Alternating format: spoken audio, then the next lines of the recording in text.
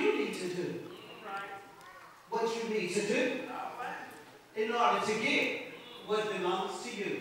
Stop letting the enemy steal your joy. Stop letting the enemy steal your peace.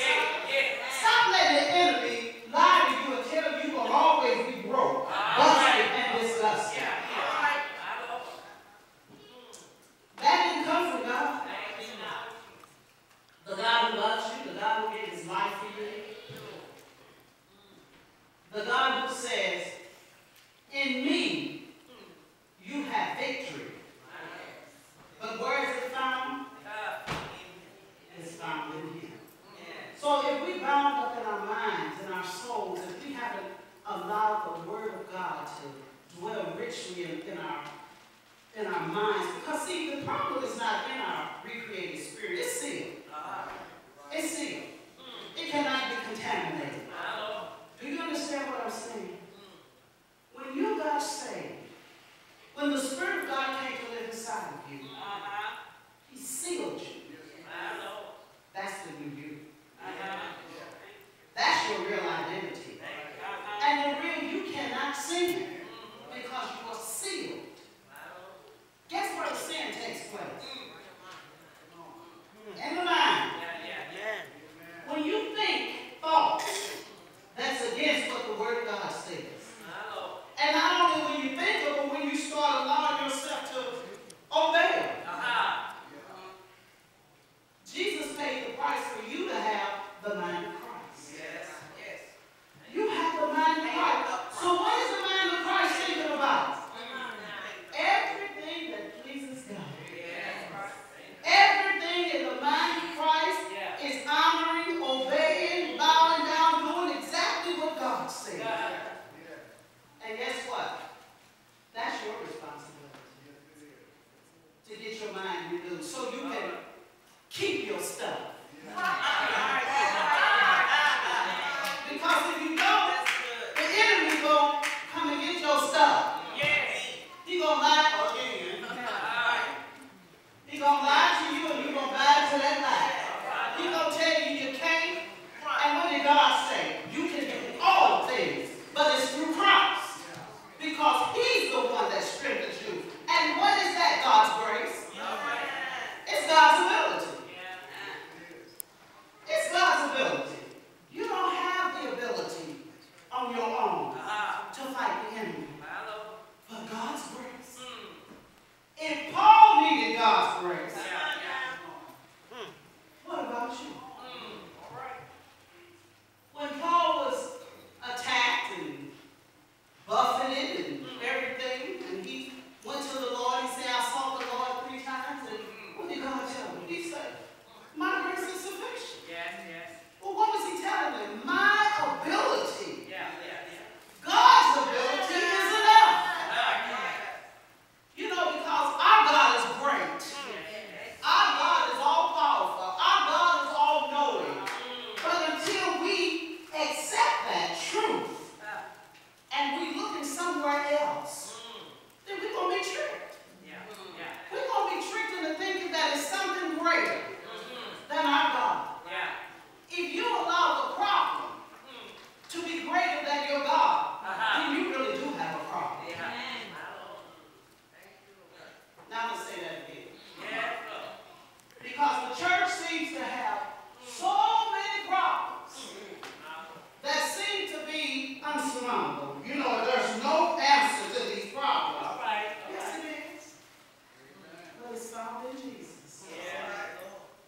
If you look in any place other than Jesus, you're looking in the wrong place. He is the way. He is the answer. He is all that you need. See, in 20 years, you would think, how many people been here for 20 years? The 20 years. Look at that baby.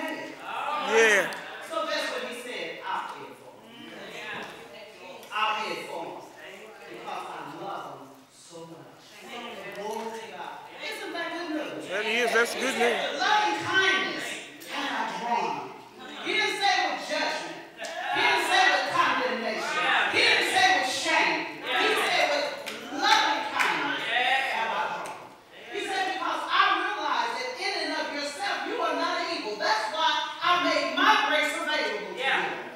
My ability enables you to do what you could not do in and of yourself. And see, until the church really gets a hold of this grace message, we can't get our stuff. For one thing, we don't know what the stuff is. We don't know what the stuff is. But it sounds real cute. You know, I'm coming to get my stuff. And we just be prancing. And then somebody asks you, what was your stuff? You say, a car, a house, groceries, and that's all good. I'm not saying that it's not, because God has given you that ability, but He has put inside of you His ability to be able to get that stuff. And that's why we need to acknowledge Him. But if your mind is not renewed, guess what? You won't be able to. Let's see here. Now, I got so far off of what's on this paper until it doesn't matter. I'm just trying to pick up some points, okay? Some key points here. It says here, if Jesus had to depend on the grace of God, what about you? If Jesus had to depend on God's ability here in the earth, what makes you think you don't need to depend on God? Jesus said, I do nothing except I hear from my Father. Isn't that what He said? So what was He listening for? He was looking for instructions from God, but it was God's grace. It was God's ability. He's our example. Jesus is our example. So whatever